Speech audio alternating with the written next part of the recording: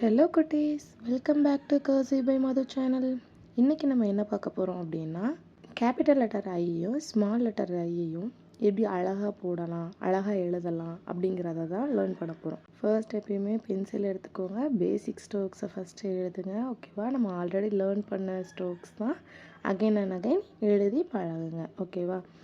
Okay, இப்போ ஸ்லாண்டிங்காக ஒரு வளைவாக அழகாக ஒரு கோடு போடணும். அண்ட் நெக்ஸ்ட்டு என்னென்னா, கீழேருந்து மேலே ஒரு கோடு போடணும். நான் போடுற மாதிரி அழகாக போடுங்க. அப்போ தான் உங்களுக்கு வளைவுலாம் அழகாக வரும்.